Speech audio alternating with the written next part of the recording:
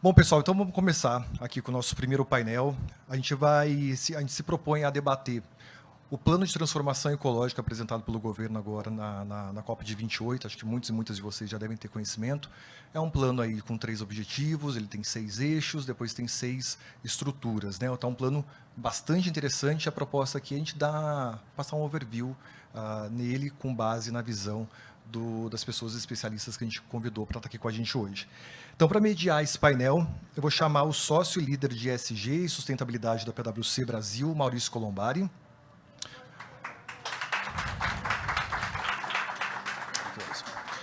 O Carlo Pereira, que é o CEO da Rede Brasil do Pacto Global das Nações Unidas. Obrigado, Carlo.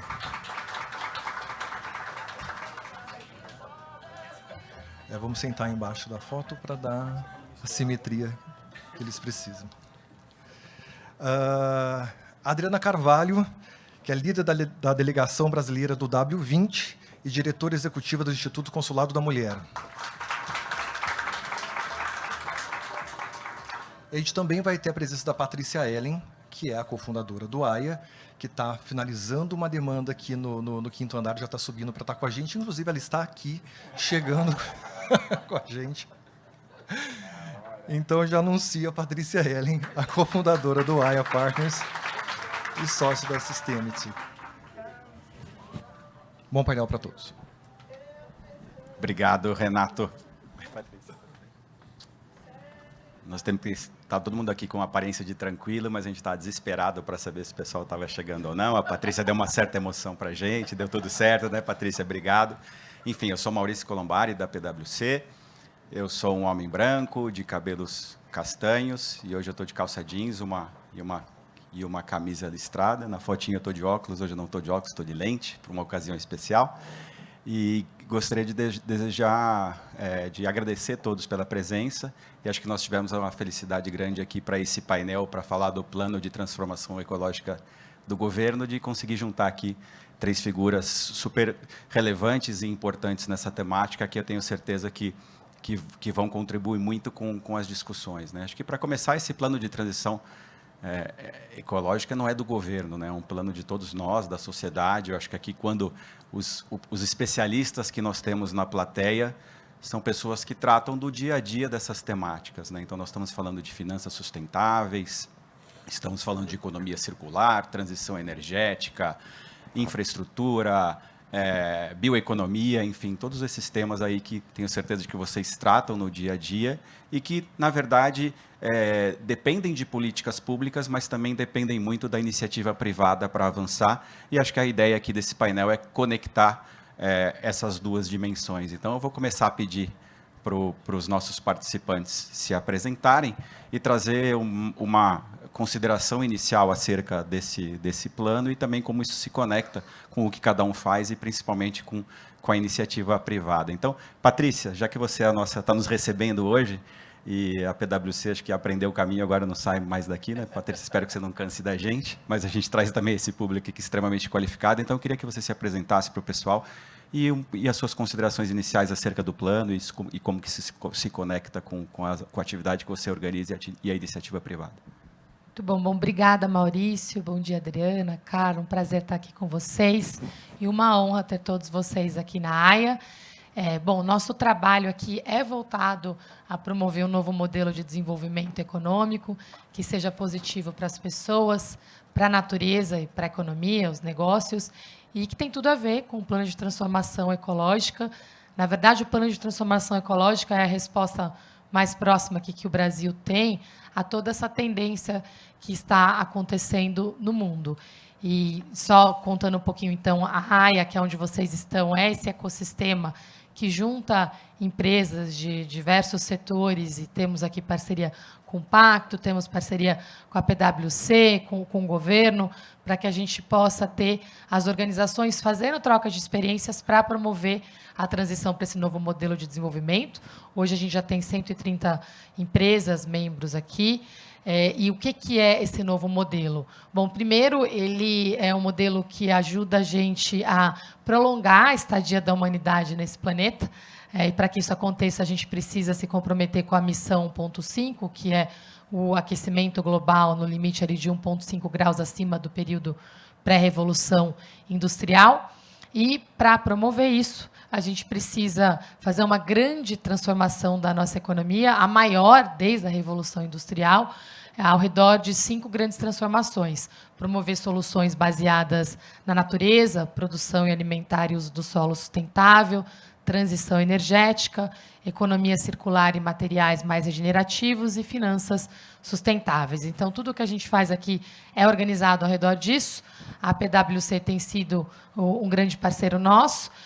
Para que isso aconteça, a gente precisa também trabalhar no que a gente chama de colaboração exponencial, então, juntando organizações das mesmas cadeias produtivas, mas também juntando até concorrentes, muitas vezes, para que a gente possa ter grandes mudanças de padrão.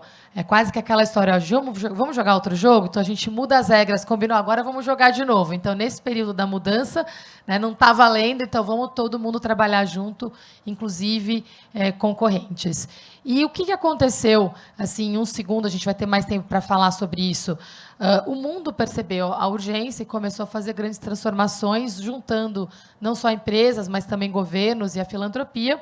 A gente teve nos Estados Unidos uma grande mudança com o maior pacote econômico da história recente, que foi o Inflation Reduction Act. A Europa respondeu com o European Green Deal. E o Brasil respondeu aqui com o Plano de Transformação Ecológica, que foi esse plano lançado pelo ministro Haddad.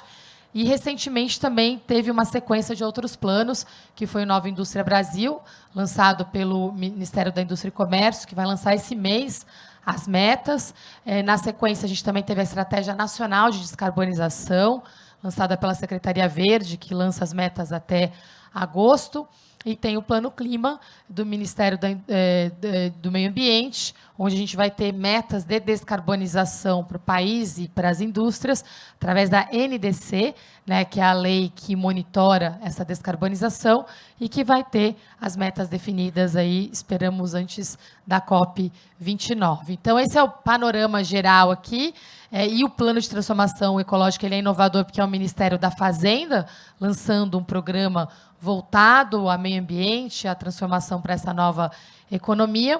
Mas o Brasil não tem aqui essa capacidade de investimento, de incentivos que outros países têm. Então, vai precisar de muito esforço de todos nós, no momento bastante desafiador da economia e do mundo, onde a gente tem uma tendência mais protecionista, mas que o clima está mandando sinais bastante claros. A gente está só hoje aqui, né, falando do dia de hoje, a gente está com o Pantanal em chamas, com o pior incêndio da história.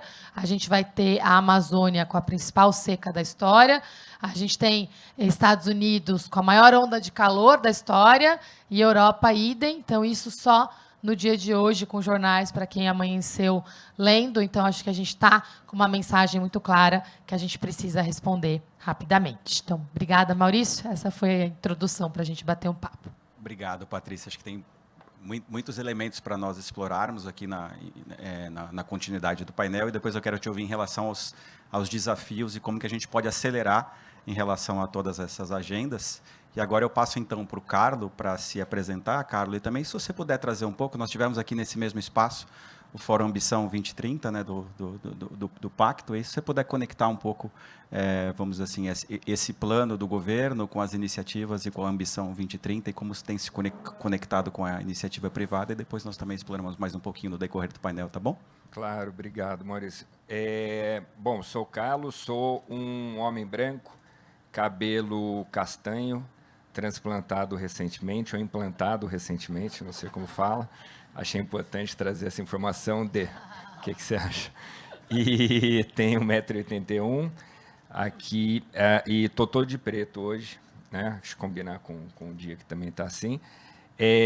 Vamos lá, né? Queria trazer uma outra coisa antes, Maurício, me permite. Eu sou um alumni, né, da PwC, então fui das primeiras turmas aí do SBS, não deve chamar mais assim, né? Chama até hoje, viu? Sustainable Business Solutions, e que foi a primeira, né, das Big Four no mundo a ter uma área voltada a isso. E é interessante, né? Assim, por que eu estou trazendo esse histórico, né? Porque eu lembro que ainda hoje eu não vi nada melhor do que o framework para governança climática do que aquele que a gente tinha em 2006, 2007, entendeu? Ou seja, quase 20 anos, né?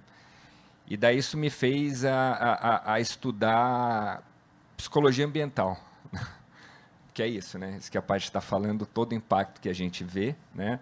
Então, a gente gastava, por exemplo, década de 70, 200 bi, Fórum Econômico Mundial falando, né? 200 bi aproximadamente por conta de efeitos da crise climática. O ano passado, a gente chegou a 1,5 tri, né? Pulando de 990 bi do ano anterior. E então, a gente vê que assim, tem esse acúmulo, né, de conhecimento e, claro, o avanço dos impactos da crise climática, né? Mas por que eu lembro desse framework sempre assim, né? Porque, e é o que a gente tenta fazer ali no Pacto, né? Que é não olhar simplesmente pela visão eurocêntrica, né? Ou do norte global, nessa perspectiva da mitigação. E ali já estava isso, tá? Muito claramente. Tinha ali, muito claramente, com relação aos impactos todos, por exemplo, você tinha ali impacto físico, impacto econômico, impacto regulatório, impactos vários, e do que fazer também a preocupação não só por consequência com a mitigação só, né? É uma coisa importante, obviamente, né? A gente tem que parar esse acúmulo dos ppm de dióxido de carbono equivalente na atmosfera, né? A gente tem que cessar isso, na verdade, a partir de 2050, 2030, a gente reduzir, para 2050 tentar zerar as emissões em si, né?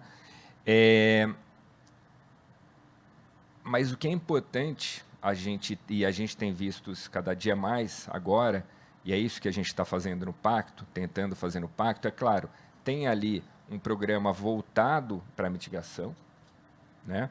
Então, um programa que a gente busca reduzir as emissões em 2 gigatoneladas de dióxido de carbono até 2030, só aqui no Brasil. É um desafio bastante grande, né?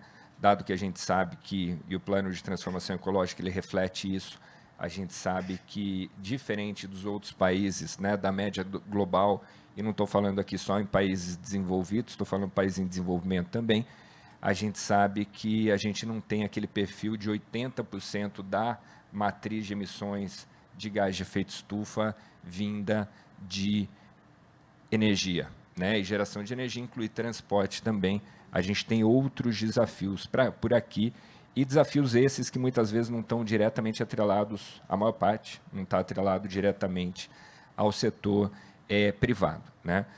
Agora, uma outra discussão super importante que a gente tenta fazer no Pacto também é com relação, né, os termos que estão mais usados hoje em dia, né, que é com relação à justiça climática, né? Então, esse é um ponto super necessário da gente discutir aqui também, e transição justa, né? Transição justa é uma coisa que no Brasil a gente vê, é uma discussão muito, por que não centrada, a gente vê muitas vezes centrada ali na região sul, muito por conta ali de transição, de a gente não usar mais carvão, por exemplo, ali de Candiota, daquela região, né? Fazer essa transição, mas claro, várias outras coisas que são afetados por isso também. E justiça climática no sentido de que a gente sabe que para tudo, e não é diferente com a crise climática, quando a gente fala das populações, das parcelas mais vulnerabilizadas, né, das populações minorizadas, a gente sabe que, e não é diferente no clima, sofrem, obviamente, muito mais do que as outras, né? Então, a gente tem que ter um olhar ali também, e assim, isso, fazendo um recorte regional, fazendo um recorte de gênero, fazendo um recorte aqui étnico-racial, enfim, todos os recortes que a gente tem que fazer para ter uma visão séria sobre a questão. E a gente tenta abordar isso no Pacto, né? Entender qual que é esse nosso mandato dentro do sistema das Nações Unidas, qual que é o papel do setor empresarial nisso, né? E aí eu fecho dizendo também, não só quando a gente fala setor empresarial, e a gente que ali no Pacto, né, que sempre é questionado disso, eu falo assim, não, mas o setor empresarial, né? Tipo, o que é o setor empresarial, né? Então, a gente tem várias várias empresas, vários setores, né? Então, e cada um tem um papel e uma responsabilidade. Mas, sobretudo, trazer a questão da liderança empresarial, né? A liderança tem várias pesquisas que estão aí, né? Sempre falo do barômetro da confiança da Edelman, por exemplo, né? Ou, por exemplo, a pesquisa de vocês também, né? Dos CEOs, que mostra que a sociedade ela demanda cada vez mais de que a gente, líderes empresariais, a gente venha à frente para falar dessas questões, né? Questões essas que acontecem cada vez mais, né? Então, a Paty falou de várias aqui, né, que estão se avizinhando ou já estão acontecendo. A gente tem o Rio Grande do Sul, e não traria só essa mais recente, mas, na verdade, tudo que aconteceu no ano passado, então, desde os 2 ciclones subtropicais, a seca que teve, e agora essa última catástrofe que teve, né? Então, e a população quer saber, sabe, qual que é o papel das empresas nisso? Não só apontando o dedo no sentido de culpar pelos efeitos ali percebidos, mas também dar soluções, né? Então, acho que isso que a gente tenta fazer no Impacto, navegar um pouco em todas essas áreas, e aí dentro disso, já foi longo demais minha resposta, mas tem vários programas, né? Desde economia circular, a capacitação de liderança, enfim, claro, clima mais diretamente, resiliência hídrica e várias outras questões estão aí atreladas. Perfeito. Obrigado. No outro evento que você teve aqui, você falou que você demora depois de 3 a 5 vezes, né? Depois de fechar, que você foi um fechamento só, cara. Tá ótimo, tá bem controlado. Tá bem controlado. Não, mas acho que você trouxe 2 dimensões importantes, né? Primeiro, toda a questão dessa agenda do pacto, mas principalmente essa questão também da justiça climática, e nós estamos na PwC, inclusive, conduzindo uma pesquisa conjuntamente com o Instituto Locomotiva para trazer essa percepção do que a justiça climática representa para as pessoas e principalmente para as populações mais vulneráveis, e acho que nós já até soltamos, essa pesquisa foi realizada, inclusive, antes dos eventos do Rio Grande do Sul, nós soltamos uma prévia, e agora a pesquisa completa vai sair em seguida, acho que vai ser uma contribuição também bacana que nós vamos poder dar. E aí, Adriana, acho que aí o Carlos deixou a deixa, né, para você entrar nessa discussão. Você vem liderando a delegação brasileira no W20. Primeiro, eu queria que você falasse um pouco, não é todo mundo que conhece, falar um pouco do trabalho do W20, e eu verifiquei que um dos pilares do W20 esse ano é exatamente essa questão da justiça climática, de uma transição justa, e se você pudesse comentar um pouquinho do trabalho de maneira geral do W20 e depois especificamente em relação a essa questão da transição climática justa, acho que seria importante para a gente dar continuidade aqui ao debate. Pode ser? Com certeza, é um prazer estar aqui com todo mundo hoje. Bom dia para todos e todas e todes. Sou uma mulher de 52 anos, que agora estou usando o cabelo um pouco mais crespo, ao contrário da foto. Pinto meus cabelos, porque senão eles já estariam bastante brancos. Estão na altura do ombro, castanho escuro, olhos castanho escuro, pele clara, né? Me identifico como branca. Estou com um vestido marrom, meias pretas, e é isso.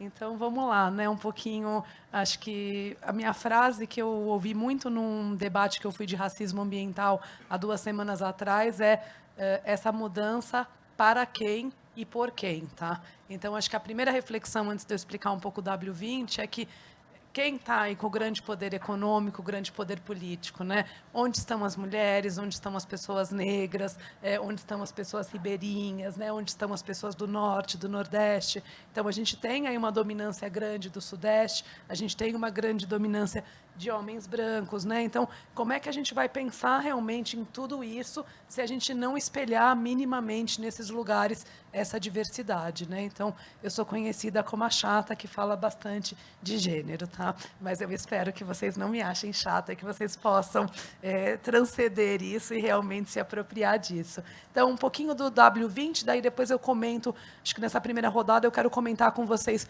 de lógicas econômicas que, para mim, estão no cerne do porquê que a gente não avança e da própria lógica da sustentabilidade, que muitas vezes foi apartada do social, tá? Então, mas começando do W20, né? Então, O Brasil está sendo a sede do G20, que é um grande fórum de cooperação econômica que existe desde 99. Esse grande fórum ele tem 3 linhas de trabalho, uma que é a trilha, pela razão que ele nasceu, que é a financeira, que são os ministérios da Fazenda, né, discutindo aí questões grandes como finanças, macroeconomia e assim por diante. Depois a gente tem uma trilha que é conhecida como trilha do Sherpa, que é normalmente liderada pelos Ministérios de Relações Exteriores, que tem vários ministérios dos vários países discutindo temas específicos. Então, agricultura, comércio e desenvolvimento.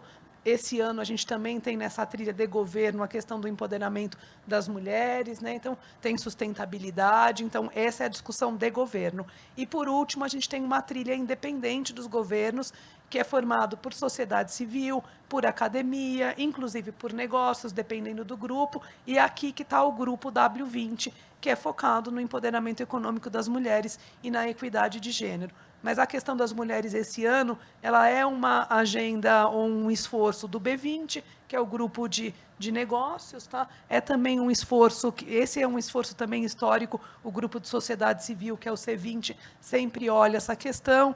O T20, que são os think tanks, tem olhado essa questão também. Então, o W20 tem reunido os outros grupos para entender realmente como a gente une voz por advocacy. E um dos temas é justiça climática. Tá? Então, agora, quando eu comentar as lógicas e depois, na segunda rodada, eu vou fazer referência um pouco às coisas que a gente tem estudado em justiça climática e vocês vão ouvir a Camila Camilo, que é uma das nossas delegadas e que tem realmente liderado justiça climática mais para frente. Então, indo um pouco nas lógicas econômicas, né? Eu sou formada em economia, embora nunca tenha exercido realmente. A gente tem ainda, por mais que a gente fale que precisa fazer coisa diferente, mas os investidores cobram o resultado do trimestre. A gente tem uma lógica de escala, a gente sabe que a matéria-prima não ela é finita, não infinita, mas, não obstante, muitas vezes a gente está só no preço dela, a gente não está olhando os outros custos, né? Então, por exemplo, o Brasil tem várias coisas legais, como a nossa matriz energética. Mas isso não reflete no nosso preço, né? Quando eu estou comprando aço, eu não vou pensar na pegada que está por trás. A lógica de mercado não se transformou dessa maneira. Então, eventualmente, eu estou comprando da China. E aqui não quero estereotipar, porque, eventualmente, a China está fazendo sua mudança de matriz energética também. Mas a gente sabe que o Brasil hoje tem vantagens competitivas, mas a gente não consegue refletir isso nos preços do que a gente vende. O mercado ainda não consegue transformar essa lógica. Então, a gente precisa sair na prática, não só no discurso, porque o discurso está mudando, tá? Mas a prática ainda muitas vezes está ligada nessa lógica da escala, né? Vamos pensar painel solar no Brasil. Painel solar, a gente tem as grandes fazendas aí sendo criadas, né? Mas essas fazendas grandes, elas estão na lógica de grandes empresas que vão colocar ali. Daí eu preciso levar um monte de gente para uma cidade pequenininha. Normalmente, esse monte de gente é um monte de homem, porque, eventualmente, até a lógica do trabalho. Uma vez eu estava discutindo com uma dessas donos dessas fazendas, não, eu quero pessoas que trabalhem de segunda a sábado. Logo, mulheres são menos afeitas a trabalhar de sábado por causa dos filhos. Eu não estou pensando como colocar creche, de repente, na minha fazenda, né? Então, estou dando esses exemplos porque a lógica ainda está numa lógica muito tradicional. E se eu sigo nessa lógica muito tradicional, eu não mudo as coisas, eu vou continuar repetindo certos padrões. Será que a gente poderia estar tendo mini fazendas ou mini lugares de painel solar na Amazônia? Talvez é uma saída, né? E tem esforço para isso, mas não em escala ainda. Ou talvez até biomassa em vez de painel, porque o painel, daqui a uns 20 anos, nós vamos ter um lixo para lidar com ele, né? Talvez a biomassa, o lixo seja menor, né? As pessoas da Amazônia, elas sabem negociar no crédito de carbono, elas estão sendo feitas de trouxas ali, porque são os grandes que negociam, né? Então, como que eu ponho essas pessoas? Como que eu faço a escuta dessas pessoas, né? Então, essas lógicas econômicas, elas ainda estão muito intrínsecas e, muitas vezes, a nossa teoria fala uma coisa, mas o dia a dia eu estou enchendo o saco do Maurício que ele não entregou as vendas do trimestre e que eu não vou fazer o lucro. Quanto das empresas realmente eu estou tirando do lucro para fazer investimento socioambiental, né? Ainda é um percentual baixo. Então, a gente tem uma cobrança grande aí que pode ser maior. E, por último, gente, a lógica da própria meio ambiente e sustentabilidade. por exemplo, o Brasil já assinou vários acordos, como muitos países, que as lógicas e as políticas de clima, elas deveriam ter uma perspectiva de gênero. No caso do Brasil, deveriam ter de raça também, né? Porque são as mulheres, as pessoas negras, as pessoas indígenas, que são as mais afetadas. Mas, não obstante, em 2020, o PNUMA, a ONU Mulheres, né, eles analisaram várias das nossas políticas e elas chegaram à conclusão que era ou cega em gênero ou realmente neutra em gênero. Então, a gente não tinha políticas com isso. Quando eu leio o plano que o governo lançou, que é muito bom, tem 6 eixos lá, e, obviamente, ali não está super detalhado. Então, eu vou fazer aqui algumas perguntas mais do que assumir, né? Por exemplo, quando eu falo de economia circular, né, que eu estou falando de catadores e catadoras, ali, obviamente, é importante uma perspectiva de gênero, mas hoje não está falado dessa forma. Quando eu estou falando de combater aí o desmatamento, né? Será que eu vou criar empregos verdes? Será que eu vou empoderar as pessoas da comunidade? Eu vou ter uma perspectiva de gênero ali? Não está escrito tão pouco, né? Então, quando eu falo ali de fomentar algumas coisas como energia solar, será que eu vou pegar os pequenos ou só vou pegar os grandes, né? Tão pouco está escrito. Então, essas são provocações importantes, né? Porque se a gente não tiver perspectiva de gênero, de raça e dos vários lugares no Brasil, a gente não vai encontrar solução que vai realmente atender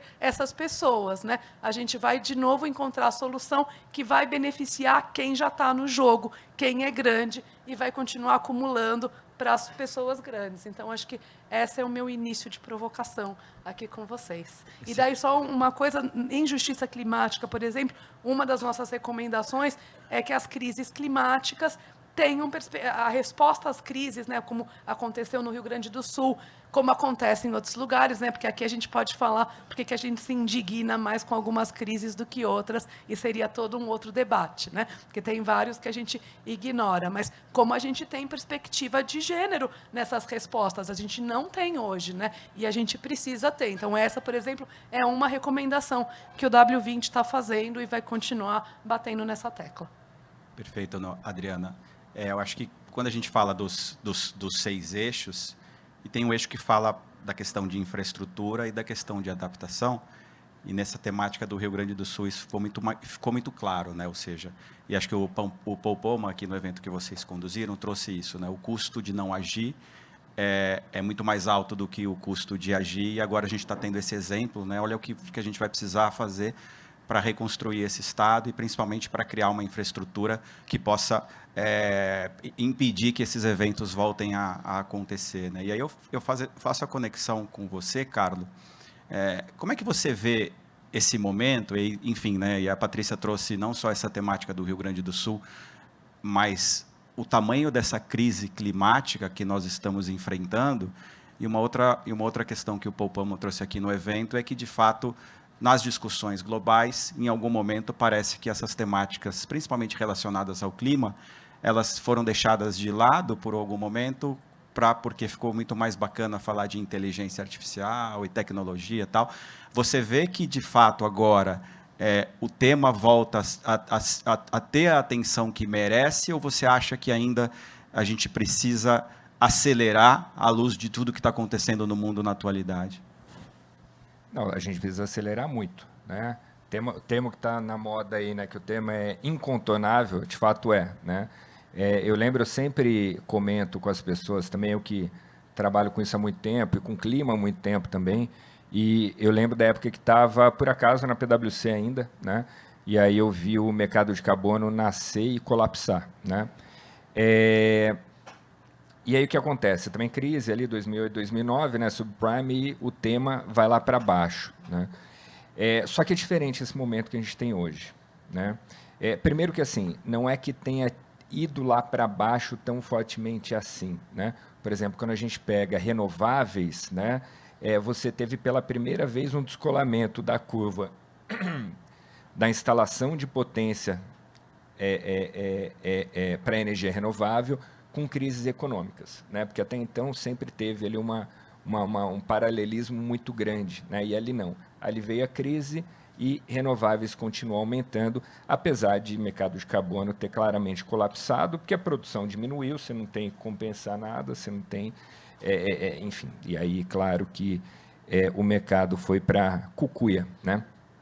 E aí, 2009, COP em Copenhague foi um desastre, né?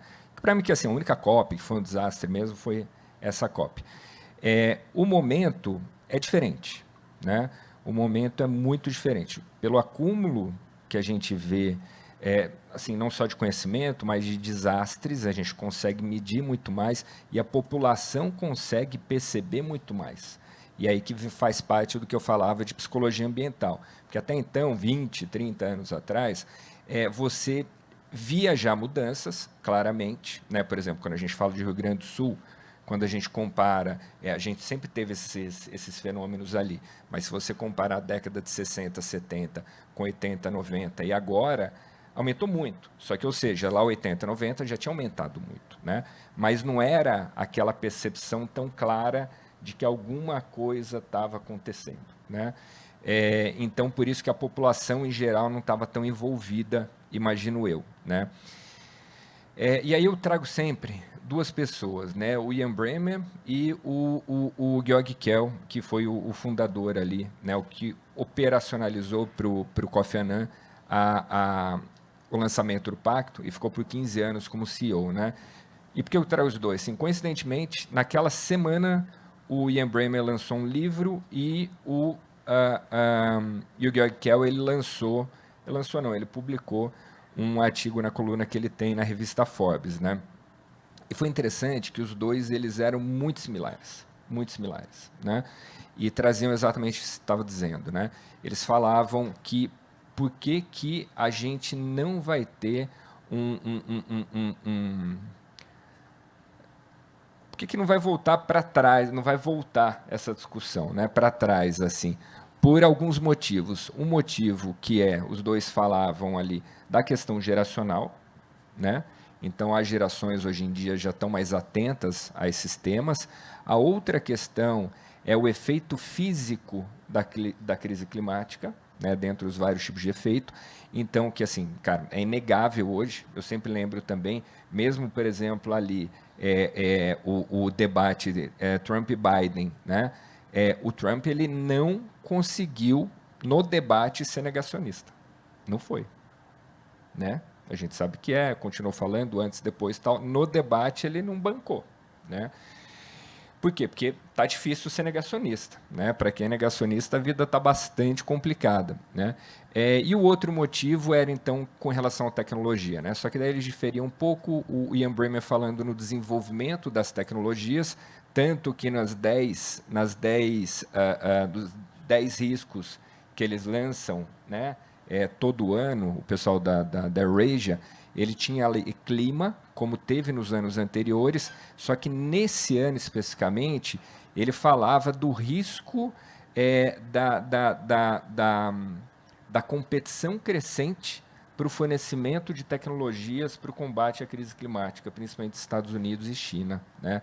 Então, ou seja, muda a perspectiva, né? E aí esse é outro motivo também, né? O mercado veio para o jogo de maneira muito mais forte, inclusive na questão de fornecimento de tecnologias, né? E o Georg Kell, ele falava de tecnologia enfim, por uma outra perspectiva, né? Então, por isso, Maurício, eu não consigo ver esse tema não prosseguindo muito fortemente. Mas você tem razão, né? Por exemplo, Davos, a parte que sempre está lá também, a gente vê que, por exemplo, o ano passado, na Promenade, o ano retrasado, né, clima estava super no hype, né? Esse ano já foi diferente, né? No Congress, eu não participo do Congress ali, mas, né, tinha ali um conteúdo de clima, mas na Promenade, que é assim, na rua ali fora, onde acontecem os eventos paralelos, era basicamente inteligência artificial. Tinha quase nada de clima, né? Mas, de novo, eu não consigo imaginar essa discussão, apesar de, né, todo essa onda conservadora no mundo, né? Eu não consigo ver esse tema voltando, não. Perfeito. Obrigado, Carlo. Eu acho que o que a gente percebe é que tentar politizar esse tema, né, tentar levar para o lado de uma pauta de esquerda, uma pauta de direita, é algo que hoje em dia, como você falou, Carlos, não para em pé, né? Porque ao ler o jornal, abrir e ver o que está acontecendo, fica uma discussão que você fala assim, não, para onde a gente vai? Qual que é a lógica disso, né? E de tentar não enfrentar esse problema de frente. E aí, só um claro. ponto, desculpa, né? Nesse ponto a gente viu o posicionamento do prefeito de Porto Alegre, né? Assim, no sentido de o arrependimento de ter se alinhado a, enfim, determinadas pessoas e tal. Perfeito, perfeito. E aí, Patrícia, sempre quando eu te ouço, eu percebo, obviamente, um entusiasmo em relação a essas questões, mas você também tem um aspecto um pouco mais crítico em relação a determinadas empresas que ainda não perceberam o tamanho da mudança que é necessário e não fizeram mudanças relevantes no modelo de negócio para incorporar essas temáticas nas suas estratégias, nos seus produtos, na forma como se relacionam com as partes interessadas, clientes, consumidores, enfim. Então, queria te ouvir um pouco disso, né? Como é que você percebe o posicionamento das empresas e o que precisa ser feito para que essa mudança ocorra de uma maneira mais acelerada, em linha com o que o Carlos trouxe aqui para a gente? Obrigada, Maurício. Bom, primeiro eu queria me desculpar que eu não me descrevi. Eu sou uma mulher de 1,66 m, parda, com cabelos claros, longos, e hoje eu estou toda de branco com uma camiseta azul. Eu acho que, com relação às empresas, meu lado otimista estamos no Brasil, que é a única grande nação hoje que tem condições de transformar esse grande problema numa oportunidade. Agora, a gente está muito longe de fazer isso.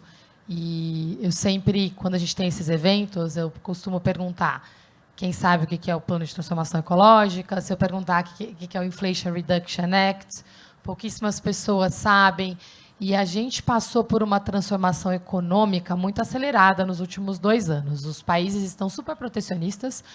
A gente está no mundo em guerra, né? E são 3 guerras: a segurança alimentar, segurança energética e segurança climática.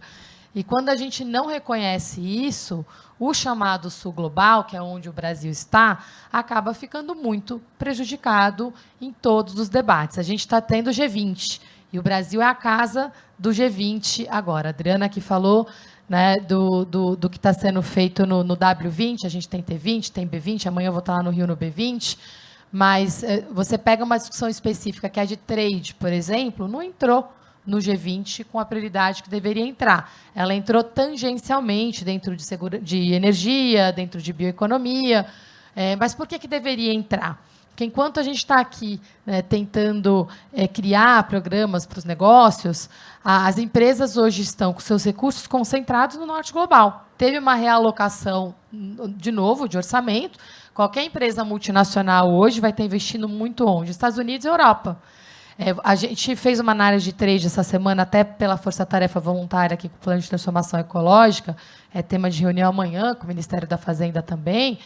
Você olha a política de trade, o que aconteceu nos últimos anos, mais de 1/3 das barreiras hoje não são mais tarifárias, são barreiras relacionadas à sustentabilidade. E muitos dos vetos aos produtos brasileiros, parte deles tem sentido, fazem parte de uma interpretação limitada do que é um modelo para um país tropical. Quando eu falo por que é importante a gente entender esse contexto de guerra? Eu falei segurança alimentar e energética. O que a gente precisa? Comida e food fuel, né? E o Brasil pode produzir food fuel nos nossos 90 milhões aqui de hectares degradados. Mas tem uma hierarquia que diz que qualquer terra disponível tem que ser utilizada prioritariamente para a produção de comida. O que não faz o menor sentido no caso brasileiro, só comida, não é ou, é e. Né? E a gente, inclusive, fazer com que as terras sejam terras que tenham um valor produtivo, para que todos os produtores entendam que manter a floresta em pé é mais rentável do que a floresta derrubada, e o hectare degradado começa a ter um valor muito maior. E aí, na prática, o que hoje estou olhando pela perspectiva de uma empresa? Eu estou trabalhando com uma empresa multinacional grande, aí é um bom exemplo, mas também baseado na necessidade. Produtos, vou dar o exemplo do cacau aqui, que cacau está super valorizado no mundo, está tendo uma crise também climática, a limitação da produção do cacau na África, e o Brasil pode produzir muito cacau. Então, as empresas estão vindo para o Brasil para a produção de cacau. Mas grande parte desse cacau que a gente vê, por exemplo, na Bahia, é monocultura. Né? O melhor exemplo, o cacau cabruca, ainda é um modelo de plantation, mais sustentável, sim. Agora, como é que a gente fomenta a agrofloresta? Para que a agrofloresta em escala seja justificada, vocês precisam combinar cacau, por exemplo, com macaúba. Para que serve a macaúba? Para cosméticos e para SAF, combustível sustentável de aviação.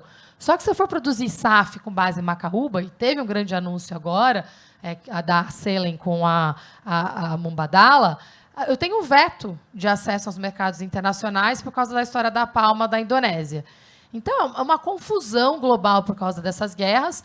E aí, onde é que eu acho que tem um erro enorme dos negócios? Não sentar na mesa para debater essas questões. E aí, o empresariado brasileiro está muito alheio a esse debate internacional. O Carlos falou lá da promenade, ela estava cheia de AI, é verdade, o Congress Hall pecou muito por não trazer sustentabilidade como principal temática, fugiu dos dilemas, food versus fuel, vamos ser bem honestos aqui. Mas aí o Fórum Econômico, eu fiz um trabalho com o Fórum, que a gente publicou, inclusive, um relatório sobre o Cerrado, né, que é Produce and Protect. Foi o relatório mais difícil de criar da minha vida. Assim, né? Então, por quê? Primeiro que quem produce não quer falar de protect, quem protect não quer falar de produce. A gente apanhou de todo mundo, literalmente, assim, não conseguia, né, ter na mesa um grupo mínimo para conversar. Mas eu percebi assim, a falta de conhecimento das empresas sobre esse debate, a falta de participação nos fóruns onde esses padrões estão sendo definidos, e uma falta também de pulso firme para lutar internamente pelos recursos. E por que isso é importante? A gente não entendeu ainda que esses padrões não estão sendo definidos por governos. Não estão sendo definidos pelo WTO. O WTO não existe mais, gente. Quem acha aqui que a Organização do Comércio hoje vai ter uma voz ativa, infelizmente, não tem mais. E quem está definindo esses novos padrões? O setor privado, através de coalizões setoriais globais. E o Brasil tem participado muito pouco nesse processo. Então, se os executivos não começarem a estudar esse tema e não participarem dessas definições de padrões, os nossos negócios vão ficar para trás. Aí a gente olha no curto prazo, parece que está tudo bem. Termina a minha história de trade. Olha a matriz de trade brasileira. Aumentaram as exportações. Legal. Do quê? Soja, milho, carne, frango, minério de ferro. Onde é que está o exemplo que eu dei do cacau, da castanha do Pará, de superfoods, de cosméticos, das baterias que vão ser necessárias para a transição que a gente está falando? Onde é que vai entrar biofuels, SAF? Se a gente não desenhar a matriz que a gente quer ver e lutar para que ela aconteça, ela não vai acontecer. É muito fácil e sem julgamento de valor aqui, Estados Unidos, China, Europa, sentarem na mesa e virem negociar com a gente o nosso commodity. Né? E aí levar para produzir SAF nos Estados Unidos, levar para produzir a bateria na China, depois devolver para a gente, que a gente compra de volta, né? Compra de volta os equipamentos para o painel solar. Então, ou a gente redesenha todas as cadeias de valor e senta nas mesas de negociação, ou a fotografia daqui a 5 anos vai ser muito pior. Hoje, inclusive, para finalizar, nosso esforço principal nessa nova etapa da Força Tarefa Voluntária aqui de apoio ao Plano de Transformação Ecológica, à Estratégia Nacional de Descarbonização, tem sido na agenda de trade e de jobs. Né? Porque aí acho que o ponto que a Adriana trouxe, a gente precisa entrar, agregar valor, precisa mostrar onde essas cadeias produtivas de maior valor estão no CEP e trabalhar para criar oportunidades de inclusão, emprego e renda nessas regiões. E aí envolve programas de investimento em tecnologia, inovação, em capacitação. Então, nosso foco hoje é trade jobs. E olhando esses setores e todas essas oportunidades que a gente falou, para entender como é que a gente cria o desenho do depara das cadeias de valor. Porque olhar o histórico não funciona mais. A gente pegar o histórico e aplicar para o futuro, não vai dar certo. Então, nesse sentido, eu sou muito crítica ao nosso papel de setor privado nessa agenda. Fácil não é, e começa dentro de casa, renegociar esses orçamentos. E aí, só para, no tom positivo, esse exemplo dessa empresa multinacional que eu falei, acho que é o projeto mais legal que eu estou fazendo hoje, juntou o time global com o time local, e eles estão redesenhando as cadeias produtivas para concentrar o produto de valor agregado no Brasil. Porque a matéria-prima está aqui, então vamos desenhar agroflorestas, vamos trabalhar com traders, vamos redefinir verticalização e vamos trabalhar um modelo onde a gente realoca o orçamento para o Brasil. Então, é um caso inédito, mas que deu super certo, né, e que eu gostaria de ver mais casos como esse, mas precisou de pulso firme dos executivos brasileiros e apoio dos executivos da matriz também. Se a gente conseguir ter mais 5 a 10 casos como esse, um em cada cadeia produtiva, a gente muda muito o centro de gravidade dessas discussões. Porque a verdade é que o centro de gravidade hoje, apesar da oportunidade de estar aqui, o centro de gravidade da discussão não está no Brasil. Mesmo tendo G20, mesmo tendo BRICS, mesmo tendo COP, o centro de gravidade não está no Brasil hoje. Você quer fazer um tá comentário? Acabando Claro, o tempo. claro, É cara. que essa última parte, enfim, a última fala, na verdade, da parte tem sido minha pequena grande obsessão, assim, né? De como é que a gente muda essa governança, né? Para além das cadeias. Mas contar 2 anedotas rápidas, né? Uma eu sempre comento também, né?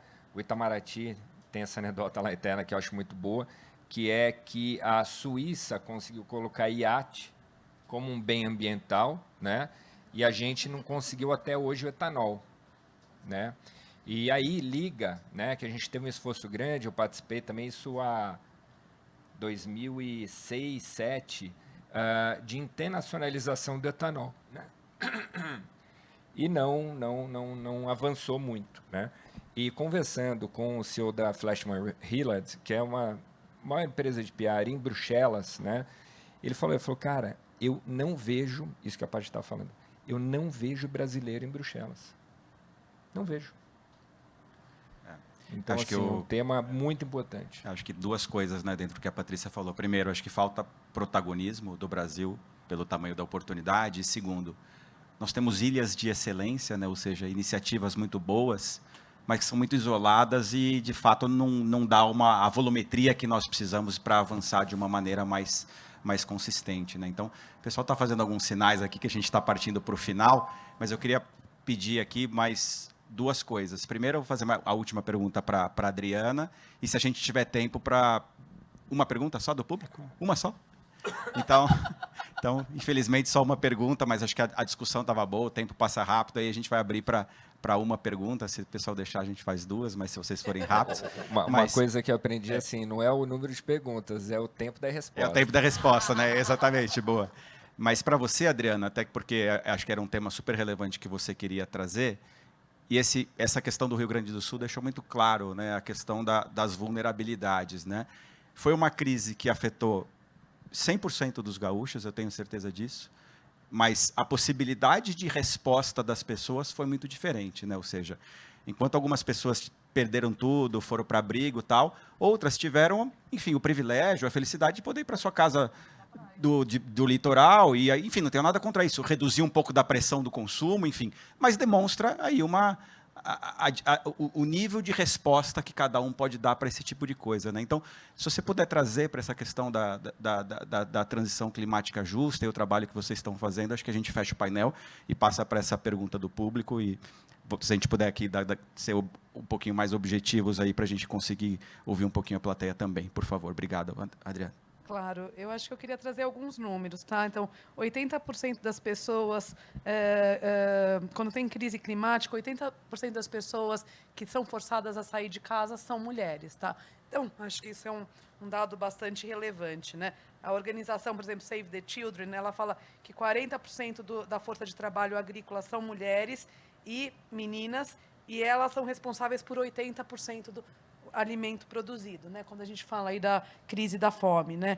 No ciclone de Bangladesh, né? Isso se repete muitas vezes, esse é antigo, de 91, 90% das pessoas que morreram eram mulheres e meninas, tá? Quando a gente tem lugares aí que estão sofrendo, as e que vão ficando aí depauperados, as primeiras pessoas a sair dos lugares geralmente são os homens para procurar emprego em outro lugar e mandar a renda. Quem fica naquele lugar, vendo a morte daquele lugar, são normalmente as mulheres e as crianças, né?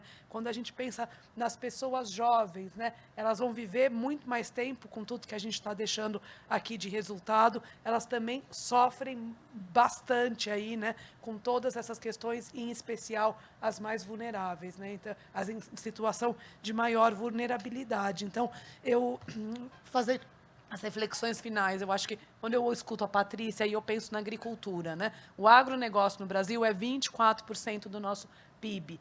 Mas as grandes exportações hoje são isso, são soja, né? É monocultura. A gente não está olhando. Quando a gente vê a biodiversidade, né? Todas essas sementes e coisas diferentes, acho que o Brasil é 1,3% do que está se explorando, né? Como é que a gente está pensando em aproveitar isso?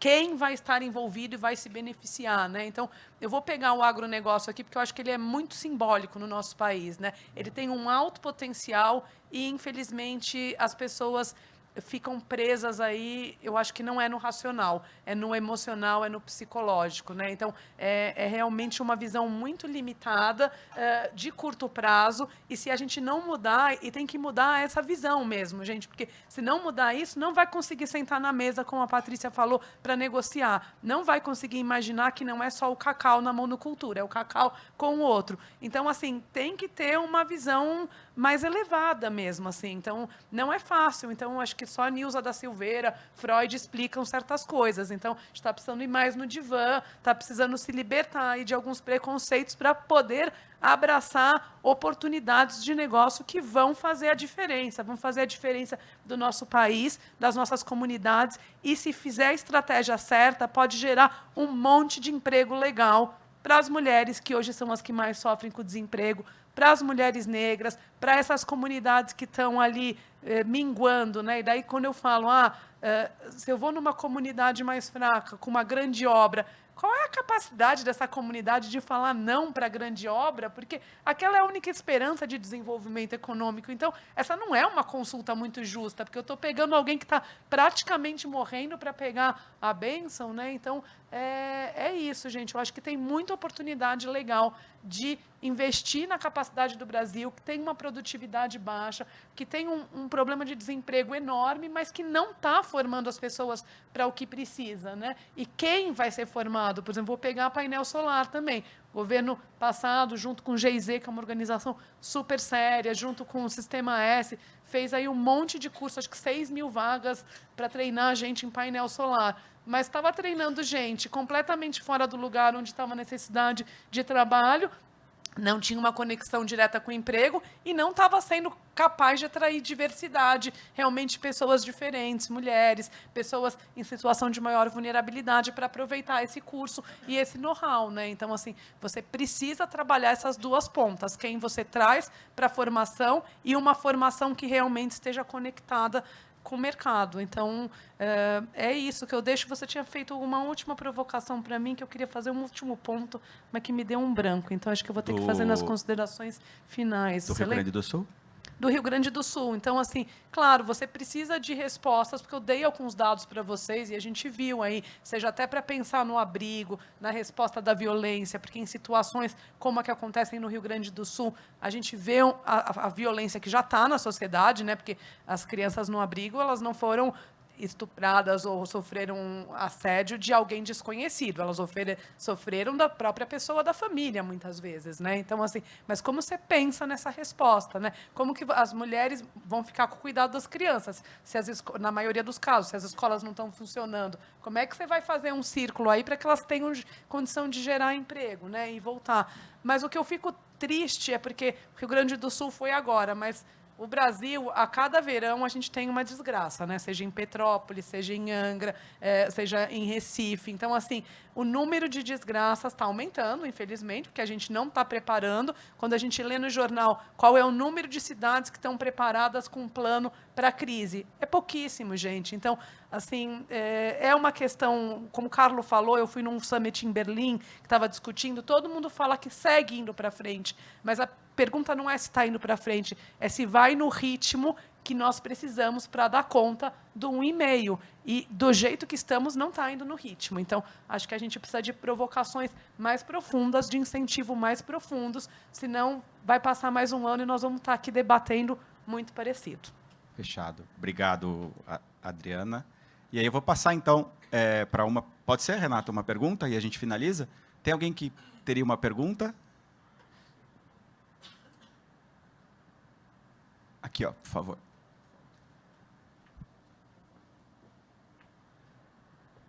Se você puder falar para quem que é a pergunta. Eu sou o Fernando Trevisan, da Trevisan Escola de Negócios. A pergunta é para a Patrícia. Ela mencionou que o centro de gravidade desse processo não está no Brasil.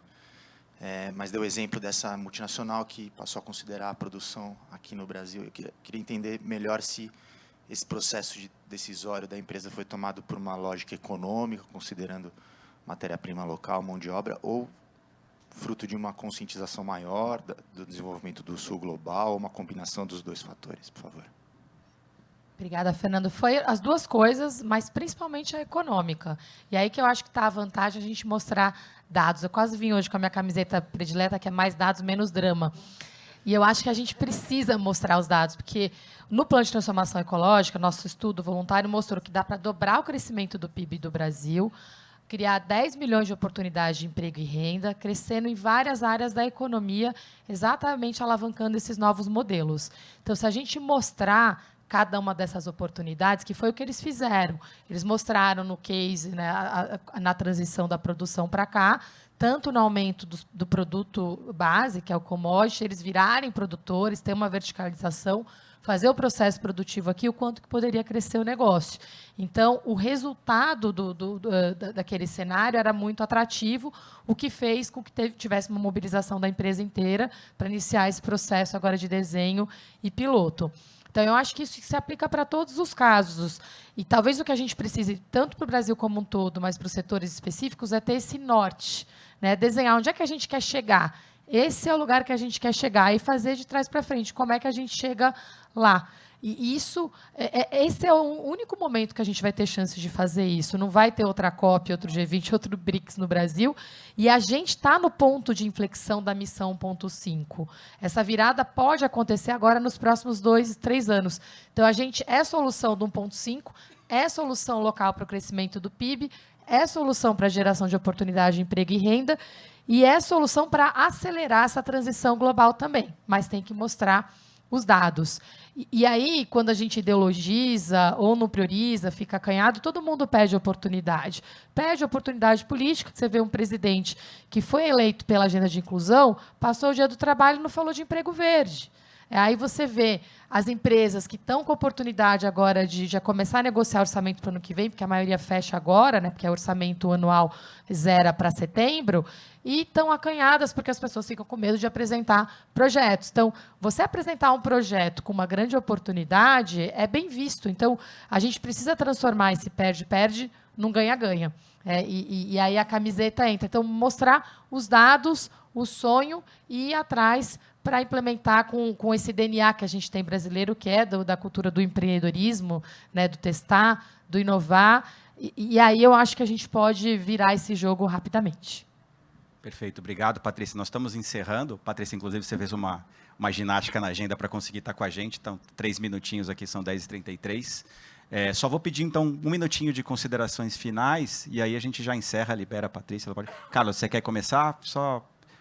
Você quer falar, Patrícia, para você poder já se liberar? A minha síntese, já que eu falei mais dado, menos drama, eu só vou falar dos dados. Aqui é 1,5, dobrar o crescimento do PIB, 10 milhões de empregos e trabalhar aqui de uma forma de colaboração exponencial para a gente acelerar essa transição nos próximos 2 a 3 anos. Super obrigado, Patrícia, por ter ajustado a agenda para estar com a gente. Foi uma satisfação enorme também poder usar o espaço aqui para esse evento, tá bom? Eu que agradeço, é uma honra ter vocês. Usem mais, gente. A PwC aprendeu agora o caminho. Exato. É para usar mais mesmo. Perfeito, obrigado. Carlos, por favor. O que eu falaria, eu calculando o valor, cada 15 dias, quarta-feira, e quarta-feira passada foi justamente sobre essa questão da relação de governo com empresas e mais dados, menos drama. Então, acho que seria legal, acho que ficou um texto bacana, assim. Perfeito, Adriana. Eu deixo o pedido que essas políticas tenham a perspectiva de gênero e raça. A gente precisa disso, senão a gente não vai chegar lá. E faço um último comentário de inteligência artificial. A questão de inteligência artificial também é pauta. A Camilo é co-líder com a Camila Chute, e a gente precisa dos dados certos lá. A gente precisa das mulheres, das pessoas negras e do Sul Global fazendo essa transformação, para a gente ter chance dela servir ao que a gente precisa que ela sirva. Fechado. Muito obrigado, gente.